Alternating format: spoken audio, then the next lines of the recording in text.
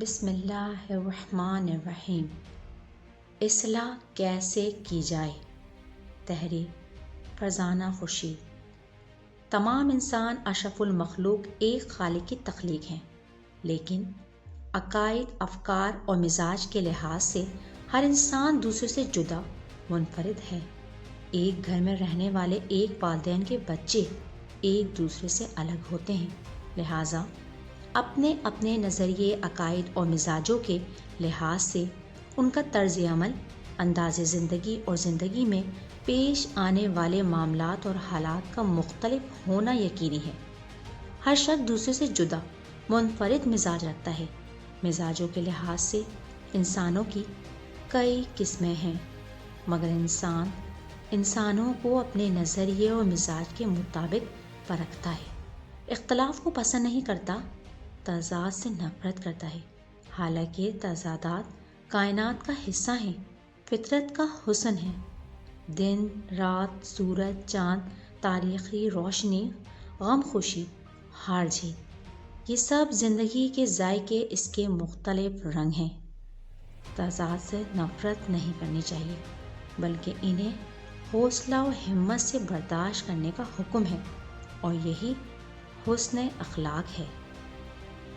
اگر ہم یہ جان لیں کہ دوسرا غلطی پر ہے، اس کا خیال، نظریہ درست نہیں، تو اس کی اصلاح کیسے کریں؟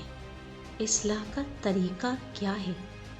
سب سے پہلے تو آپ اس بارے میں اپنی اصلاح کریں کہ جب بھی آپ کسی کی اصلاح کرنا چاہیں، نصیحت کریں یا مفید مشورہ دیں، تو وہ تسلیم کرتا ہے یا نہیں، آپ کو خفا نہیں ہونا۔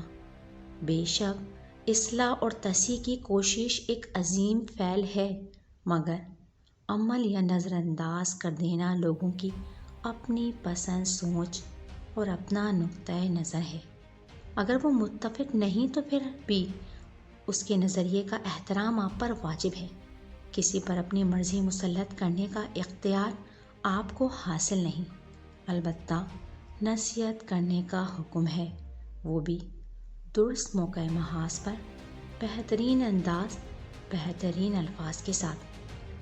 سب کا آپ کے ہم خیال بن جانا ممکن نہیں، تضادات رہیں گے، انہیں خاموشی سے قبول کریں۔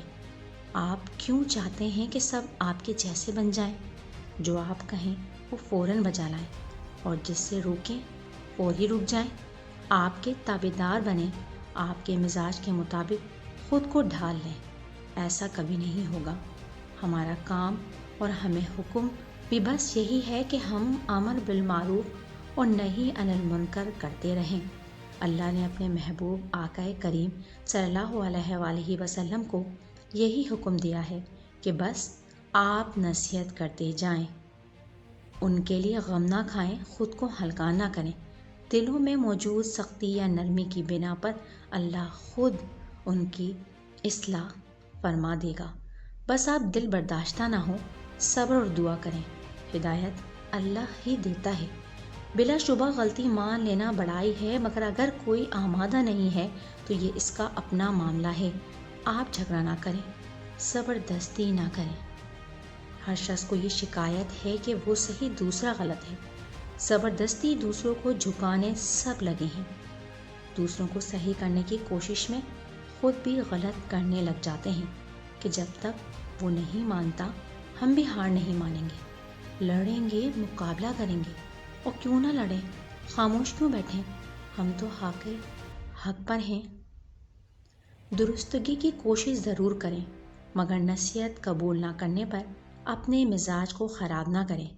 آپ کی غلطی یہی ہے کہ غلط کے ساتھ آپ بھی غلط بن جاتے ہیں، اور لوگوں کے ساتھ ان کے جواب میں وہی غلطی دہراتے ہیں، رشتے خراب کر لیتے ہیں۔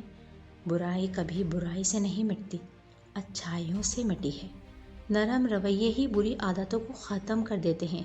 یہی ہمارے آقا کا حکم اور ان کی سنت ہے کہ نرم بنو، رنجشوں کو دل میں جگہ اور جھگڑوں کو تول نہ دو، صلح کرو، معاملات نہ الجھاؤ، اچھائی سے کبھی نہ رکو۔ ارشاد ربانی ہے، اچھائی اور برائی برابر نہیں، برائی کو اس نیکی سے دفع کرو جو بہترین ہے، تو یکا یک وہ شخص جس کی اور تمہارے درمیان عداوت ہے ایسا ہوگا جیسے دلی دوست ہے۔ اصلاح کے بھی طریقے ہیں، اگر درست وقت اور درست طریقے سے کی جائے تو وہ رائگاں نہیں جاتی۔ یا تو ہمارے طریقے غلط ہوتے ہیں یا انداز تنقید گرانے والا ہوتا ہے جو انہیں مزید برائی کی جانب لے جاتا ہے۔ لہٰذا اصلاح نہ روکیں، بس اپنا انداز طریقہ درست کر لیں، ساتھ دعا اور انتظار بھی۔